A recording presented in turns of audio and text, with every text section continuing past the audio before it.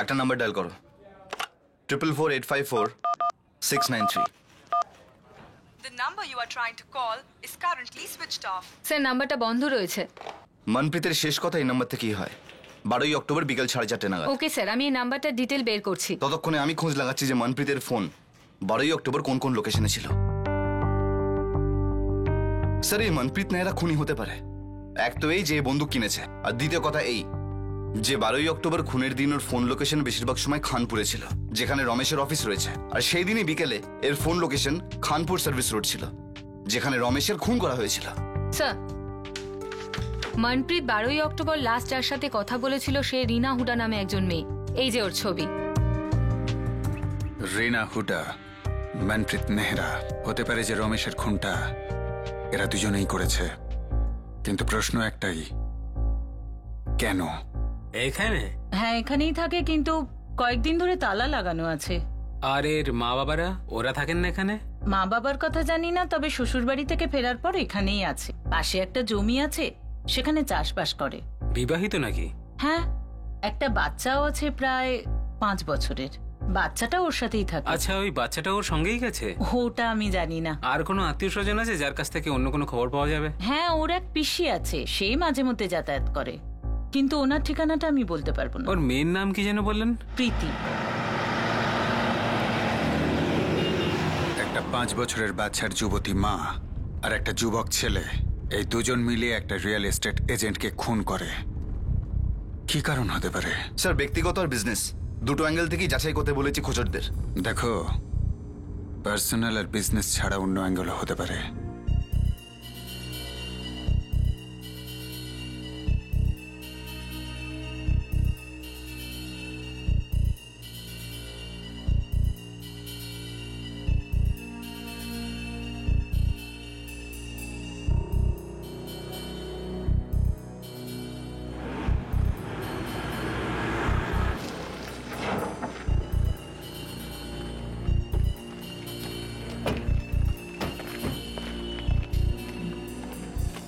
আমরা নাম শুনেছি ওর, কিন্তু আমার ছেলের সঙ্গে ওর কি সম্পর্ক? আপনার ছেলে আর রিনা দুজনেই এখন গ্রামের বাইরে রয়েছে, আর দুজনকেই 12ই অক্টোবরে একসাথে খানপুরে দেখা গিয়েছিল। ওই দুজনের এই খুনের ব্যাপারে জড়িত থাকার পুরো সম্ভাবনা রয়েছে। এটা কি বলছেন আপনারা? দেখুন নেহরা বাবু, বিষয়টা অত্যন্ত গম্ভীর। মনপ্রীতকে খুঁজে বার করবো, সেটা কি করে সম্ভব সেইটা বলুন আমাদের। জানি না স্যার, এসব কি হচ্ছে। আমাদের ছেলে কি করে ফেঁসে গেল, কিন্তু ও বাইক নিয়ে গিয়েছিল। আমার মনে হয়েছে আশেপাশেই কোথাও গেছে, 3-4 দিনে ফিরে আসবে। বাইকের নাম্বারটা বলুন। নাম্বারটা তো ঠিক মনে নেই স্যার। তো গ্রামে ওর এমন কোনো বন্ধু আছে যে ওর ব্যাপারে কিছু বলতে পারবে? হয়তো রূপেশ কিছু জানে। ওর বাড়ি কোথায়?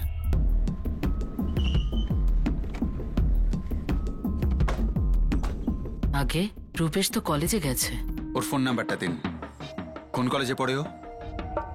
স্যার রূপেশ হয়তো ক্লাসে আছে, ওর ফোন সুইচ অফ আসছে এখন। কনস্টেবল রহিমের সাথে 2জন লোককে ওর কলেজে পাঠিয়ে দাও, তুলে আনো।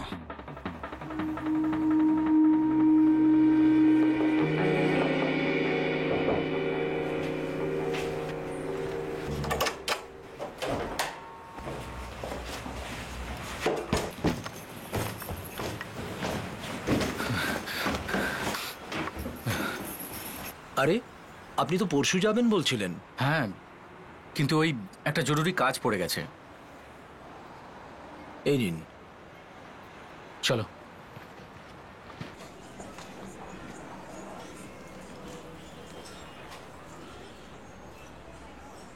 রিনা, এদিকে তাকাও। সত্যি বলবে, বিয়ে করে তুমি খুশি? কেন জানতে চাইছো? আমি ওই সব কিছুই করেছি যেটা তুমি চেয়েছিলে, কিন্তু এরপরেও তুমি যে কে সেই আছো, হতাশ, মনমরা। মনপ্রীত, আমি জানি না আমি জীবনের থেকে কি চাই। কখনো কিছু চাওয়ার সুযোগই হয়নি। আমি তোমাকে ভালোবাসি রিনা, হৃদয় থেকে। তুমি আমার কাছে সব থেকে গুরুত্বপূর্ণ।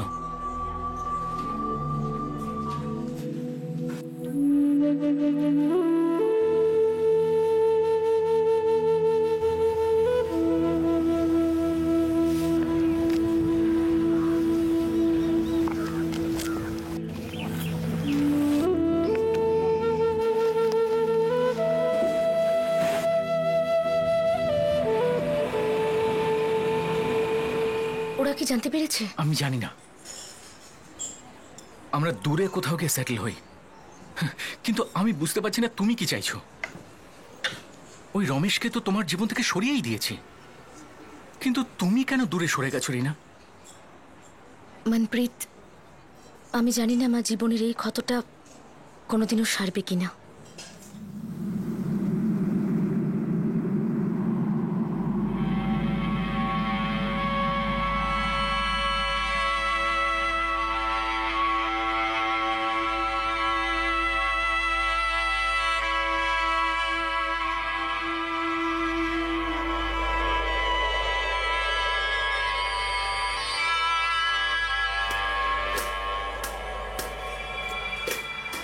মনমরা হয়ে থাকিস কেন রিনা? দেখ রিনা, যা হয়ে গেছে তা হয়ে গেছে। এখন সারা জীবন শোক পালন করবি তুই? তোর আরো অনেক দায়িত্ব রয়েছে।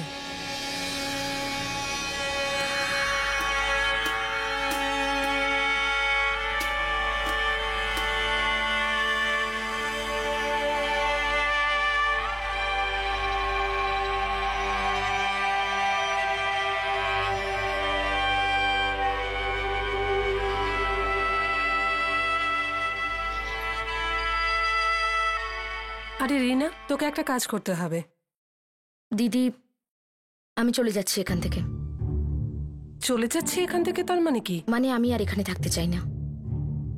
কিন্তু কোনো কারণ তো বলবি। মন লাগে না এখানে। এটাই কি যথেষ্ট নয়? দেখ রিনা, সন্ধেবেলায় কথা বলবো। ও বাড়ি ফিরে আসুক।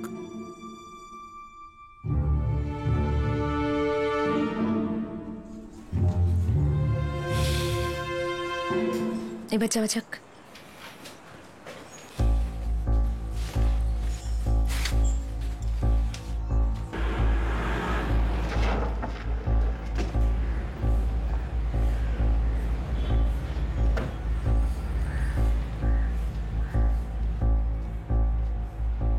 তাহলে তুমি মনপ্রীতের খুব কাছের বন্ধু? হ্যাঁ স্যার, ওই স্কুল আর কলেজ আমরা একসঙ্গেই পড়েছি। এখন কোথায় রয়েছে তোমার বন্ধু? ও কি রিনার সাথে কোথাও গেছে? স্যার, আমি জানি না ও কোথায় আছে, কার সাথে আছে। অনেকদিন হয়ে গেছে, ওর সাথে কোনো কন্ট্যাক্টই নেই। 12ই অক্টোবর তোরা একসঙ্গে ছিলিস না রূপেশ? কয়েকদিন আগেরই কথা এটা। ও তোকে রাত্রি 9:30টার সময় ফোন করেছিল ল্যান্ডলাইন থেকে। এই দেখ। আর এই নাম্বারটা মন্তরপুরের বাইরে যে পিসিওটা আছে সেখানকার।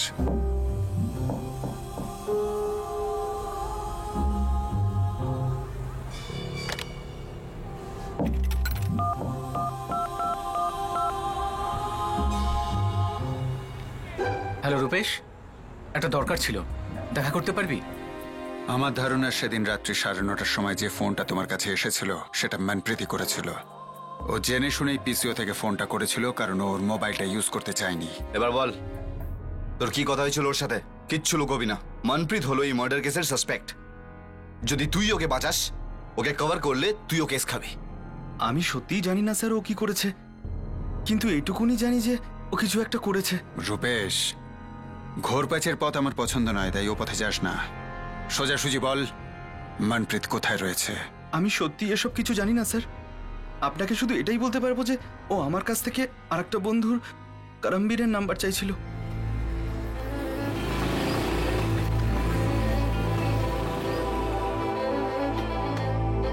কি হয়েছে রে ভাই? পিসিও থেকে কল করলি কেন? সবকিছু ঠিক আছে তো? না ভাই, কিছু ঠিক নেই। কি হয়েছে? ও আছে কিছু, এখন বলতে পারবো না। আচ্ছা, তোর কাছে কি ওই করমবীরের ফোন নাম্বার আছে? জানিস ও এখন কোথায় থাকে? ও আজকাল তো গাজিয়াবাদে রয়েছে। হ্যাঁ, ওর নাম্বারটা আমার কাছে আছে। দে আমাকে ওর নাম্বারটা দে। আর দেখ ভাই, কাউকে বলবি না যে আমরা দেখা করেছিলাম। আমি কোথায় আছি কিচ্ছু না। হ্যাঁ, আরে ভয় পাওয়াচ্ছিস কেন? আগে বল কি হয়েছে। ভাই তুই নাম্বারটা দে না, তাড়াতাড়ি কর। 444-908-7888।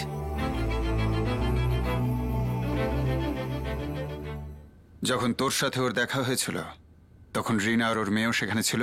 না স্যার, ও একাই ছিল। ওই রিনা আর মনপ্রীতের অ্যাফেয়ার রয়েছে? হ্যাঁ। এই দুজনে খানপুরের রমেশকে কেন খুন করেছে? কি স্যার, আমি কোনো খুনের ব্যাপারে জানি না। চল করমবীরের অ্যাড্রেস দে আর নাম্বার দে।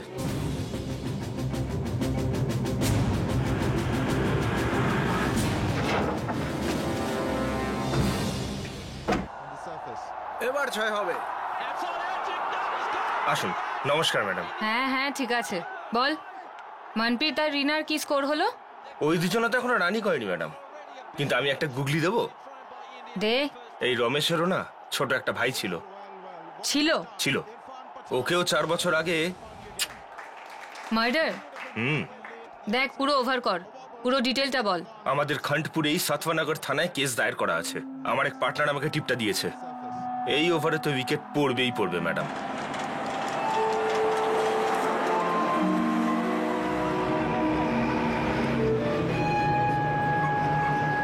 এতক্ষণে তো তুই এটা বুঝেই গেছিস যে তুই আমাদের নজরে রয়েছিস। কিন্তু স্যার আমি তো এসব কিছু করিনি। আর কিছু করবিও না। যদি ওকে কোনো রকম ওয়ার্নিং দেওয়ার চেষ্টা করিস তাহলে তোর লাইফের 12টা বাজবে। না স্যার, এমন কিছু আমি করব না। আর মনপ্রীত আর রিনার ব্যাপারে কিছু জানতে পারলে সরাসরি আমায় ফোন করবি। ঠিক আছে স্যার। ঠিক আছে, যা।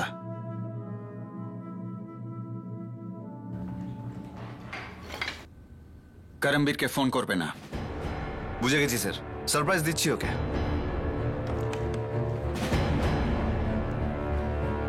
স্যার জানি না রমেশের মার্ডার কেসের সঙ্গে কতটা কানেক্টেড, কিন্তু এটা ইম্পর্টেন্ট টিপ। বলো। স্যার শ্যাম দহিয়া, যে কিনা রমেশের ছোট ভাই ছিল, 4 বছর আগে ওরও মার্ডার হয়েছিল। স্যার সাতওয়ানগরের কেস, আর এই যে তার ফাইল।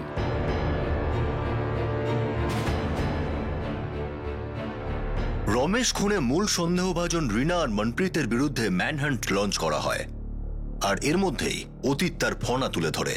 রমেশের দাদা শ্যাম দহিয়ার মার্ডার কেস এখন এই মামলার ছায়া হতে চলেছিল, কিন্তু এই দুটো কেস কি পরস্পরের সঙ্গে জড়িত ছিল?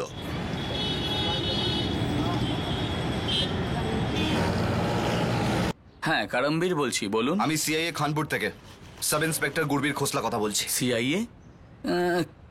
কেন, কি হয়েছে স্যার? তুই গাজিয়াবাদ সিআই অফিস চলে আয়। অ্যাড্রেস নোট কর, মঙ্গলা মার্কেট, সেক্টর 4। কিন্তু কেন? কারণ তুই এক্ষুনি এখানে আসছিস না, আমি আসবো তোর বাড়ি। না না না স্যার, আমি আসছি। কিন্তু ব্যাপার কি স্যার? ব্যাপারটা হলো মনপ্রীত নেহরা।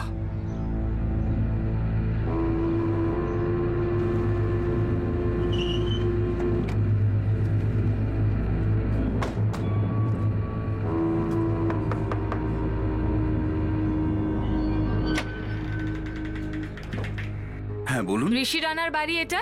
হ্যাঁ, আমার ছেলে। আপনি কে? CIA police.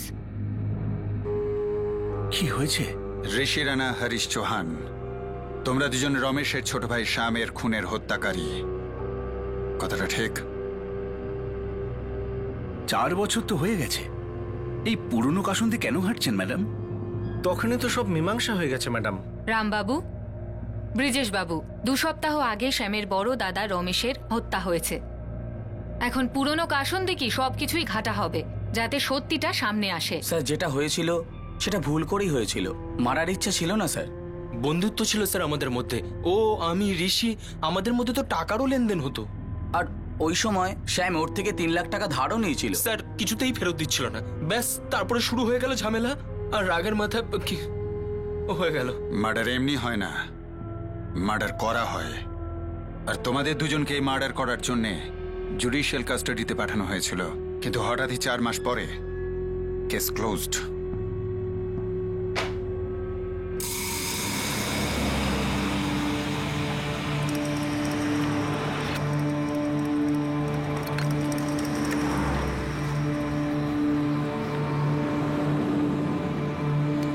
কিরে শালা হরিশ, ফোনে আমাকে গালি দিচ্ছিলিস?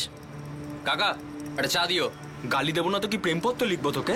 6 মাস ধরে পয়সা নিয়ে বসে আছিস শালা। যেন শালা তুই জানিসই না, প্রথমবার বলছি নাকি?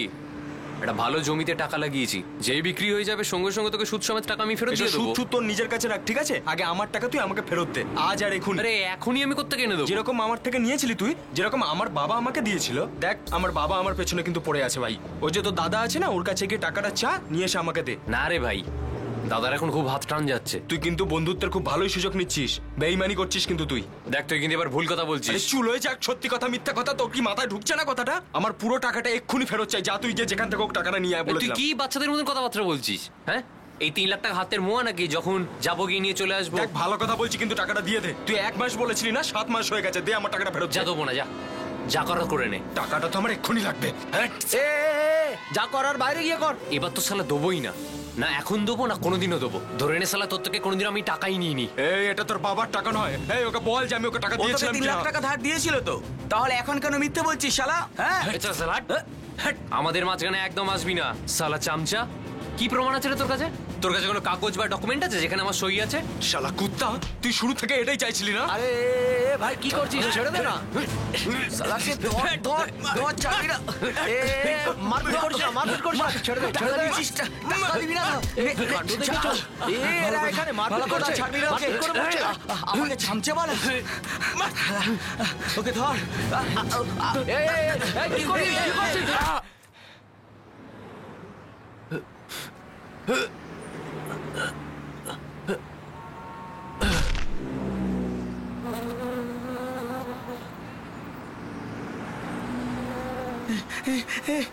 ভাই ভাই কি করলি রে?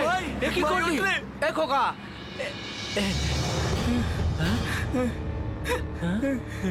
ভাই ভাই ভাই ভাই করলিটা কি? মেরে ফেললি? খুন করে দিলি?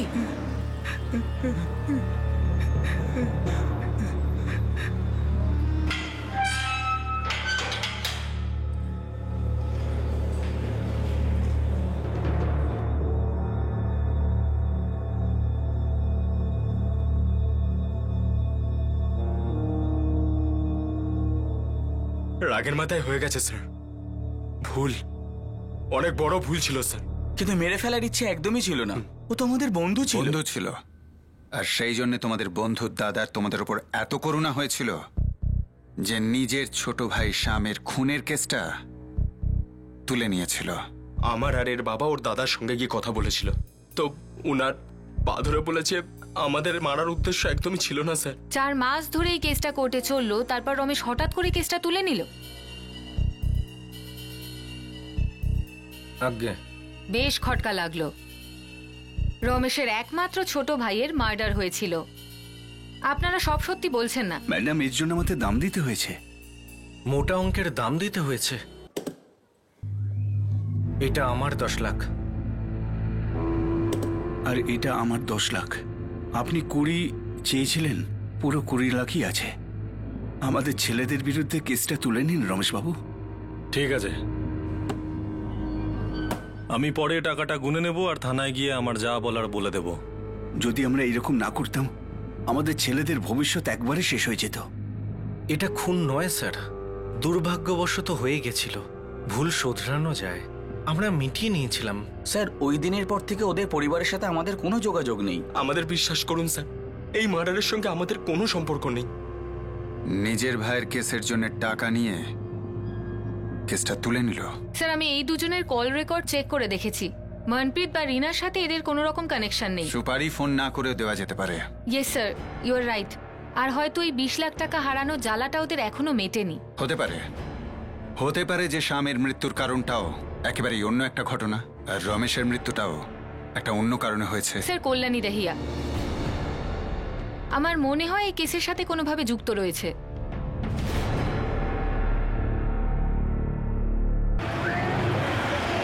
করমবীর, মনপ্রীত একটা মার্ডার কেসে জড়িয়ে আছে, আর আমরা জানি যে ও তোর সাথে কন্ট্যাক্টেও আছে। তো বল করমবীর, কোথায় ও?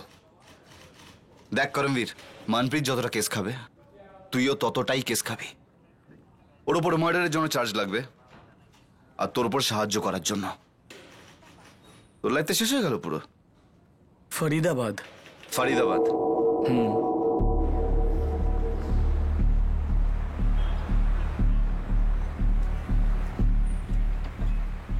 কিন্তু কি করে জানলো? সেটা আমি কি করে জানবো বল? আর রূপেশ বলছিল তোর বাড়িতে পুলিশ গেছে। কিন্তু ওরা কি করে জানলো? কি জানতে পেরেছে? তুই কিছু বলছিস না কেন?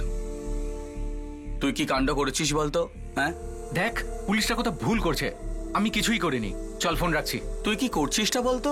জানি না, দেখছি, ফোন করবো তোকে। চল বাই। ফরিদাবাদে যে নাম্বারটাকে ফোন করেছিল ওই নাম্বারটা দে। ওর থেকে কিছু জানতে পারলে? টার্গেট ফরিদাবাদে আছে, হয়তো দুজনেই। ফরিদাবাদের পিসো থেকে ফোন করেছিল করমবীরকে। এই শ্যাম আর রমেশ দুই ভাইয়ের মৃত্যুর কোনো কানেকশন এখনো পর্যন্ত সামনে নেই। কল্যাণী দেবী সিমরান ওটা হ্যান্ডেল করছে। শোনো, মনপ্রীত আর রিনা ফরিদাবাদ থেকে পালাতে যেন না পারে।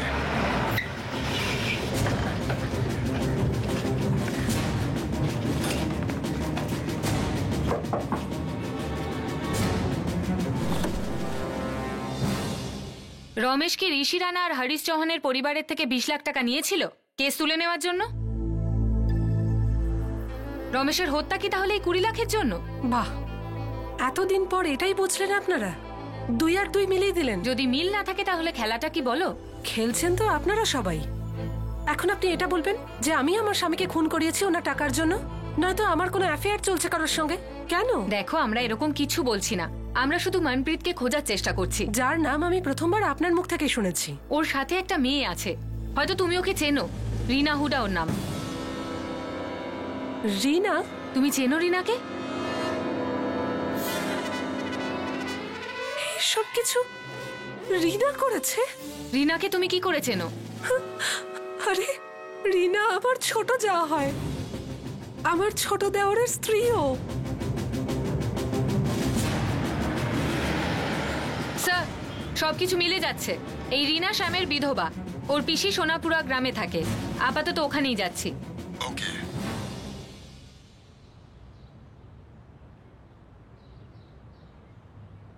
বাড়ি ছেড়ে যাচ্ছি, সেটার মানেটা কি? আমি নিজের মতো থাকতে চাই। জানি না কি ঢুকেছে ওর মাথার মধ্যে। কোথায় যাবি? তোর পিসির বাড়ি? এখানে থাকবো না। কেন? এখানে থাকলে তোর কি অসুবিধে? আমি এখানকার কাজের লোক নই। কি আজেবাজে কথা বলছিস রিনা? তোর সাথে এরকম ব্যবহার তো করিনি। তুই এই বাড়ির ছোট বউ। দিদি, এবার এই সমস্ত কথাগুলো বন্ধ করো না। আমি সবটাই জানি, এখানে কি হয়েছে আর এই বাড়িতে আমার জায়গাটা কি। কি হয়েছে বাড়িতে? বল, কি হয়েছে বাড়িতে? আমি কোনো তর্ক করতে চাই না, আর আমি অনুমতিও নিতে আসিনি, নিজের সিদ্ধান্ত জানাতে এসেছি। কাল সকালে আমি প্রীতিকে নিয়ে চলে যাচ্ছি, ব্যাস। আরে হ্যাঁ, ঠিক আছে, যেখানে খুশি যা, আমরা তো তোর কেউ হই না। ওকে এভাবে যেতে দিও না। সারা দুনিয়ায় বলে বেড়াবে আমরা কত খারাপ আর ও কত ভালো। আরে এইভাবে কি লোকের মুখ বন্ধ করা যায় নাকি? আর ওকে বললেই কি ও শুনবে নাকি? যার যেখানে যাওয়ার ইচ্ছা যাক।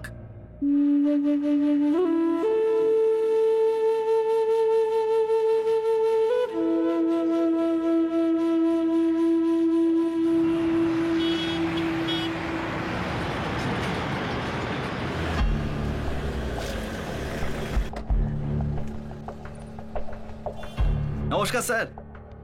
স্যার, এই হলো সেই পিসিও যেখান থেকে ওই ছেলেটা ফোন করেছিল। এটা হলো ওদের ছবি, জাভেদ, মনপ্রীত নেহরা, রিনা হুডা। এদের ফটোকপি বার করা আর তোর সমস্ত লোকদের দিয়ে দে। সবাই যেন আমাকে রিপোর্ট করে। আমি এখানে ক্রাইম ব্রাঞ্চের অফিসে থাকবো। ঠিক আছে স্যার। এরা দুজন যদি পালিয়ে বেড়ায় তাহলে আশেপাশের কোনো সস্তা লজে এরা উঠেছে। তুই তো সমস্ত লোক কাজে লাগা, জাভেদ, আর বার করে দেয় গর্ত থেকে। ঠিক আছে স্যার।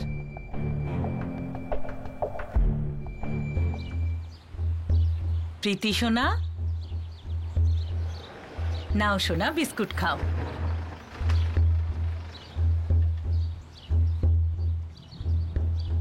কুসুম দেবী? হ্যাঁ, সিআই খানপুর থেকে এসেছি, পুলিশ।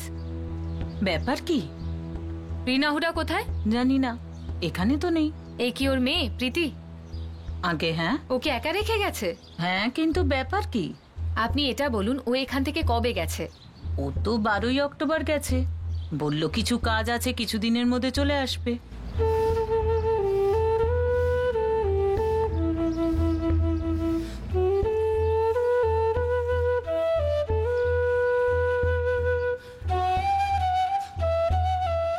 আরে রিনা, তুই? আমার সোনা। আরে রিনা, সব ঠিক আছে তো? আসার কোনো খবর দিলি না তুই? পিসি একটা দরকারি কাজ এসে গেছে, 3-4 দিন মতো লাগবে। ততদিন মেয়েটার একটু খেয়াল রেখো। হ্যাঁ, সেটা তো আমি করবই, সেটা কোনো ব্যাপার না। কিন্তু তোকে এত চিন্তিত লাগছে কেন? কি কাজ পড়েছে? আর তুই কোথায় যাচ্ছিস? একবার কাজটা শেষ হয়ে যাক, তারপর ফিরে এসে সব বলছি। এটাতে সব জিনিসপত্র আছে ওর।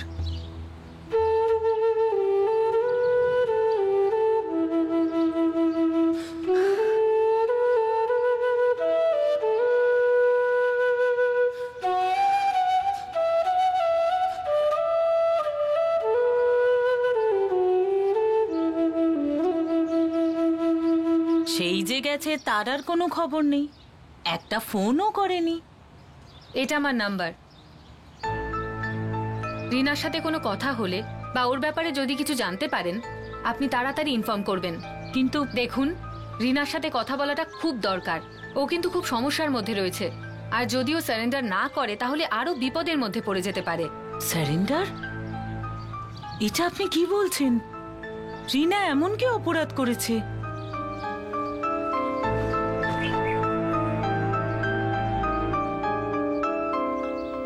পিসি, মা কি করেছে?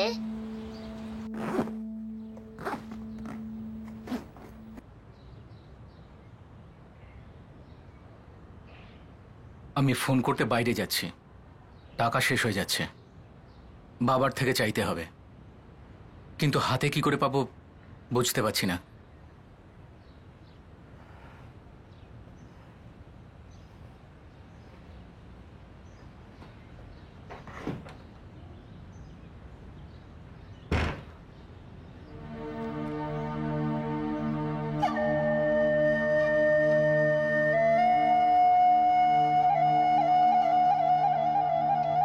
রিনা, একটা কথা জিজ্ঞেস করতাম তোমাকে, সত্যি বলবে? তোমার মনে কি আমার জন্য একটুও জায়গা আছে, নাকি শুধুই ব্যবহার করেছো আমায় বদলা নেওয়ার জন্য? বলো রিনা, ভালোবাসো আমায়, নাকি একটা মাধ্যম তোমার উদ্দেশ্য পূরণের জন্য?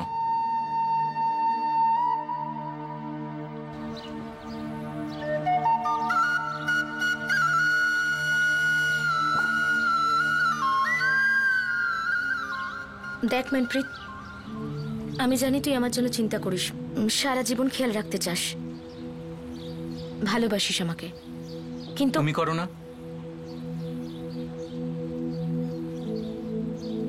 আমি ততদিন তোর হতে পারবো না মনপ্রীত, যতদিন না আমার একটা অসম্পূর্ণ কাজ শেষ হয়। আরে তুমি আমায় বলো না, আমি করব তোমার কাজ, কিন্তু তারপরে তুমি মন খুলে আমার সাথে কথা বলবে তো? নিজের মুখে বলবে তো আমায় ভালোবাসো? বলো না রিনা, বিয়ে করবে তো আমায়?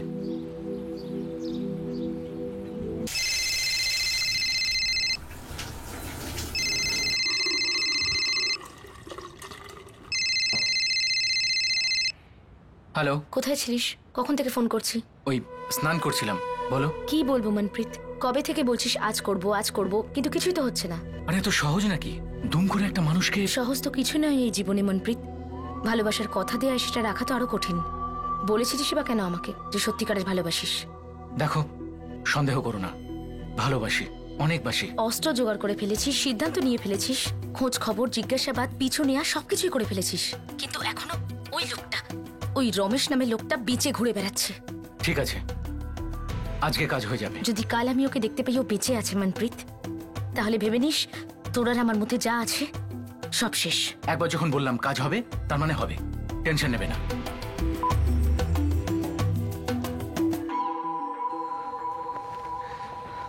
কিছু তো বলো রিনা, ভালোবাসো আমায় নাকি শুধুই ব্যবহার করলে? বলো না রিনা। আমি জানি না, আমি সত্যিই কিছু জানি না মনপ্রীত, আমার ভেতরে সবকিছু একেবারে শূন্য। আমার জন্য একটুও জায়গা নেই? আমার নিজের জন্যই নেই, কখনো ছিলই না। মানে? খুব ছোট্ট ছিলাম আমি যখন আমার মা বাবা মারা যায়, ওনাদের ব্যাপারে তো কিছু মনেই নেই আমার। পিসি বড় করে আমাকে, ছোটবেলা তো কখনো দেখিনি আমি। পিসি ভালোবাসতো না? অভাবে ভালোবাসার জায়গা থাকে না মনপ্রীত।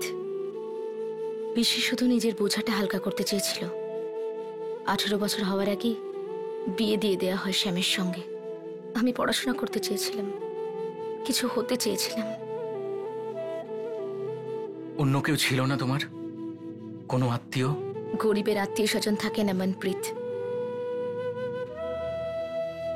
আমার কখনো কোনো নিজের ইচ্ছে ছিলই না। পিসিকে আমি না বলতে পারিনি, বিয়ে দিয়ে দেয়া হলো শ্যামের সঙ্গে জোর করে। তাহলে এখন তোমার মনে হচ্ছে যে আমাকেও জোর করে বিয়ে করলে? আমি জানি না,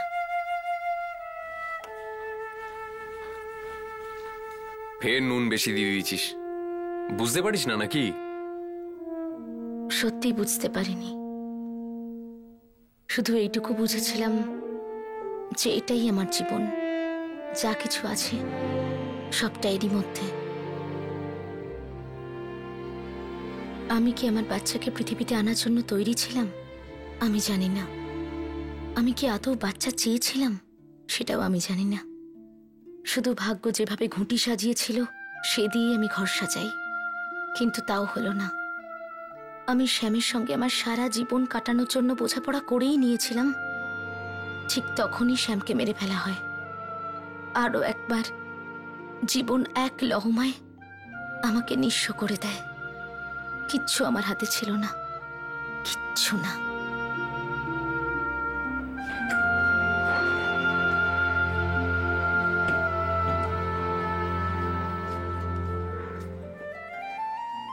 আমার স্বামী আপনার নিজের ভাই ছিল, কি করে আপোষ করে নিলেন তার খুনিদের সাথে? এই গলা নামিয়ে কথা বল। আর আরেকটা কথা রিনা, ভুল করে দুর্ভাগ্যবশত মারা গেছে ও। তাহলে দুর্ভাগ্যের সঙ্গে আপোষ কেন করছেন? নিজের পকেট কেন ভর্তি করছেন? রিনা, ক্ষমা চাও ওর কাছে। এই কি বাজে কথা বলছিস? কিছু ভুল বলেছি? তাহলে ক্ষমা চেয়ে নেব। হরিশ আর ঋষির বাড়ির লোক 6 লাখ টাকা দিতে চেয়েছিলেন, কিন্তু দাদা ওদের বললেন 20 লাখের কম নেব না। এটা চুক্তি নয়। দেখ, তুই যে ব্যাপারে জানিস না যে আমি কার জন্য করছি, কেন করছি, সেই ব্যাপারে না একদম কথা বলবি না তুই। যা এখন রান্নাঘরে যা। যা গিয়ে রুটি শেখ। আপনারা দুজন আমার স্বামীর চিতার আগুনে নিজেদের স্বার্থের রুটি শেখছেন। শকুনের মতো নজর দিয়ে আছেন আমার স্বামীর শেষ। তোর কি মাথা খারাপ হয়ে গেছে? তুই কি ভুলে গেছিস তোর স্বামী হবার আগে থেকে ও আমার ভাই? তোর মেয়ের ভবিষ্যতের দায়িত্ব না আমার মাথার উপরে। যে টাকাটা আমি নিয়েছি সেটা তোর মেয়ের ভবিষ্যতের জন্য, তোর সাহায্যের জন্য নিয়েছি। না বুঝেই কথা বলতে শুরু করে দেয়। যে মরে গেছে সে এখন কোনো কাজেই আসে না, কেউ বোঝাও একে।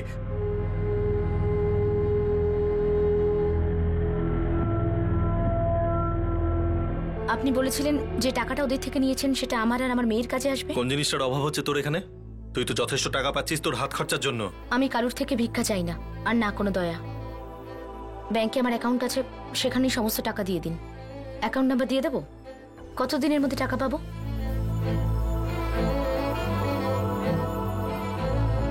এত চালাকি করিস না তুই। আমার সাথে চালাকি করতে যাস না তুই। চালাকি কোথায় করছি দাদা? আমি তো আমার ভাগের, আমার অধিকারের টাকাটা চাইছি। তোর কতটা ভাগ আছে, কতটা অধিকার আছে সেটা কিন্তু আমি ঠিক করে দেব। সবসময় টাকা টাকা করে যদি আমার মাথা খারাপ করিস তাহলে কিন্তু একটা নয়া পয়সাও পাবি না, বুঝলি?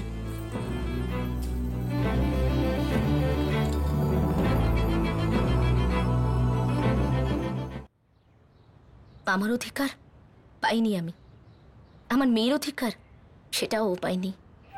কিছুই না? কিচ্ছু না। আমার জীবনে এরকম অনেক প্রশ্ন আছে যার উত্তর কখনো আমি পাইনি মনপ্রীত। আমার কোনোদিন কেউ আপন ছিলই না। শ্যাম আমার মেয়ের বাবা ছিল। ও যেরকমই ছিল আমার ছিল। ওই লোকগুলো আমার স্বামীর মৃত্যু নিয়ে ব্যবসা করেছিল, বলেছিল ওই টাকাটা আমার আর আমার মেয়ের কাজের জন্য, কিন্তু এই টাকাটা দেয়নি আমাকে। আমি ন্যায় চেয়েছিলাম। আমার চোখে শ্যামের খুনি ওর নিজের বড় দাদা রমেশ ছিল। ভাগ্যের কি পরিহাস! তুমি তোমার জীবনের কোনো প্রশ্নের উত্তর পাওনি, আর আমিও একটা প্রশ্নের উত্তর পেলাম না, যেটা আমার কাছে সব কিছু ছিল। যে তুমি আমাকে সত্যিই ভালোবাসো নাকি না? এই প্রশ্নের উত্তরটা তো আমি নিজেই জানি না মনপ্রীত। হয়তো সত্যিটা এটাই যে তোর ভালোবাসাকে আমি ব্যবহার করেছি। মিথ্যে কথা কেন বলবো তোকে? সত্যিটা পরিষ্কার দেখতে পাচ্ছি, তুইও আর আমিও, যে কাউকে ভালোবাসার মতো মনই নেই আমার। হয়তো কখনো ছিলই না।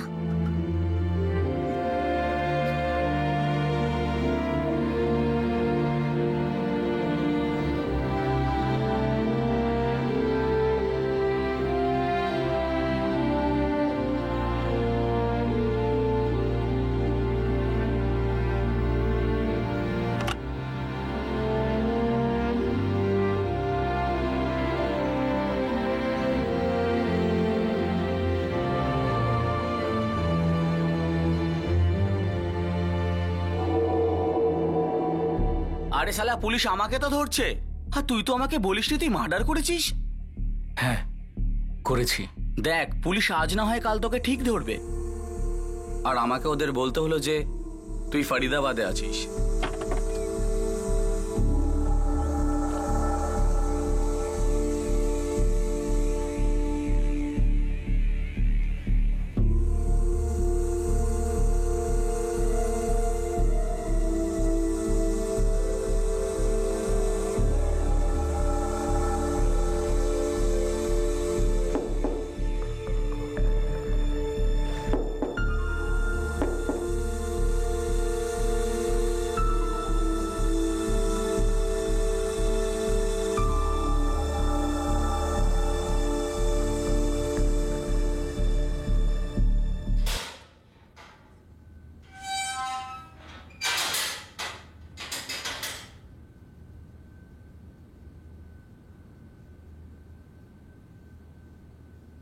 আমার সন্দেহ ছিল। কিসের সন্দেহ? আমার স্বামীর মৃত্যুটা দুর্ঘটনা নয়, ওর বড় দাদা জেনে শুনে ওকে মেরেছে যাতে ওর বন্ধুদের কাছ থেকে টাকা হাতাতে পারে। ভুল, সেরকম কিছু হয়নি। আমার স্বামীর মৃত্যু নিয়ে ব্যবসা করেছে লোকটা। হ্যাঁ অবশ্যই করেছিল। আর ও যদি তোমার প্রাপ্য না দিয়ে থাকে তুমি পুলিশকে কমপ্লেন করতে, আর সত্যিই যদি তুমি তোমার স্বামীর খুনিদের শাস্তি দিতে চাইতে তাহলে পুলিশের কাছে যেতে। আমি জানি না যে আমার কি করা উচিত ছিল আর কোনটা নয়। আমি শুধু এটাই জানি যে আমি ওই লোকটার ওপর খুব রেগেছিলাম, ভীষণ রেগেছিলাম। কিন্তু তুমি এটা জানো যে তোমার এই রাগ কতগুলো জীবন বরবাদ করে দিল? মনপ্রীতের জীবন নষ্ট হলো, রমেশের একটা ছোট্ট ছেলে ওর থেকে ওর বাবাকে কেড়ে নিলে। এদের কথা নয় ছেড়েই দিলাম, এগুলো করার আগে অন্তত পক্ষে নিজের মেয়ে প্রীতি ওর কথা তো একবার ভাবতে, যে পুরোপুরি অনাথ হয়ে গেল। আমার যেটা ঠিক মনে হয়েছিল আমি করেছি, বাকি আমি কিছু জানি না। একেবারে মিথ্যে বলছো। আমি আজ পর্যন্ত কখনো ওর সাথে খারাপ ব্যবহার করিনি, আর না তো রমেশ। তোমাদের দুজনের ওপর ওরা তো রাগ কেন? ওর অধিকারের টাকা তোমরা মেরে দিয়েছো তাই? এটাও একেবারে মিথ্যে। ওর অধিকারের সমস্ত টাকা রমেশ আগেই প্রীতির নামে রেখে দিয়েছে। এই কথাটা রিনা জানতো কি? 2 বছর আগে ও তোমাদের বাড়ি ছেড়ে গেছে, তোমরা কখনো ওকে বোঝানোর চেষ্টা করেছো?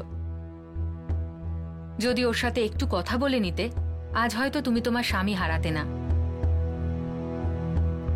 এটা কি অনর্থ করলি তুই খোকা, বল। কাউকে হত্যা করা কি করে ভালোবাসা হতে পারে? ভালোবাসা ছিল মা, ভালোবাসা ছিল। ভালোবাসা ছিল? তাহলে আমাদের সঙ্গে তোর কি ছিল? এই বুড়ো বাবা দিন রাত খেটে রক্ত জল করে তোকে বড় করে তুলেছে, সেটা ভালোবাসা নয়?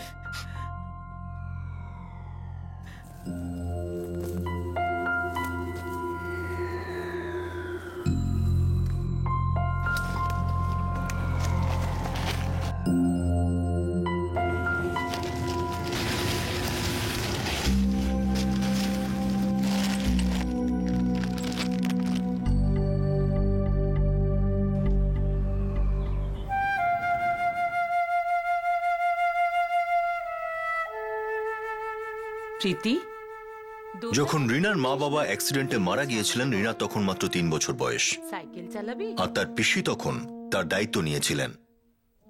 আর আজ আবার সেই পিসি রিনার মেয়ে প্রীতির দায়িত্ব নিতে চলেছেন। রমেশ ধাইয়ার খুন কারো কোনো মনস্কামনা পূরণ হতে দেয়নি, আর না মনপ্রীত তার ভালোবাসা পেয়েছিল যেটার জন্য সে অপেক্ষা করছিল। রিনার প্রতিশোধও পূরণ হয়নি, সে কিছুই পায়নি এই প্রতিশোধ থেকে। উল্টে রিনা তার ছোট্ট সুন্দর মেয়েটির থেকে দূরে হয়ে গিয়েছিল। রিনা আর মনপ্রীতকে আইপিসি 302 ধারা অনুযায়ী খুনের জন্য আর্মস অ্যাক্ট 25 আর আইপিসি ধারা 34 অনুযায়ী কমন ইন্টেনশনের অভিযোগে গ্রেফতার করা হয়েছে। দুজনই এখন আইনি হেফাজতে রয়েছে। কারো উপরই দুর্ভাগ্যের পাহাড় ভেঙে পড়াটা খুবই দুর্ভাগ্যজনক বিষয়, কিন্তু সেই দুর্ভাগ্য থেকে, সেই ব্যথা থেকে বেরিয়ে আসার দায়িত্ব সেই ব্যক্তির বিবেক আর তার মনোবলের উপর নির্ভর করে। নিজের সারাটা জীবন নিঃসঙ্গতা আর ব্যথার কাছে সঁপে দেওয়া, এটা সব দিক থেকেই ভুল সিদ্ধান্ত। রিনার জীবনে অনেকগুলো ঘটনা ঘটেছে, কিন্তু তারপরেও রিনা একটা সুস্থ জীবন পেতে পারত। যে অন্তর্নিহিত লুকোনো শক্তি আর জেদ যেটা রিনা তার দেওর রমেশকে হত্যা করতে কাজে লাগিয়েছে, সেটা সে নিজের আর তার মেয়ের ভবিষ্যৎ গড়তেও লাগাতে পারত। এখন আমি অনুপ সোনি আপনাদের কাছ থেকে বিদায় নিচ্ছি। আবার দেখা হবে পরবর্তী এপিসোডে আরো একটা চমকে দেওয়ার মতো ঘটনা নিয়ে। For more updates, subscribe to our channel, click the show links and enjoy watching the videos.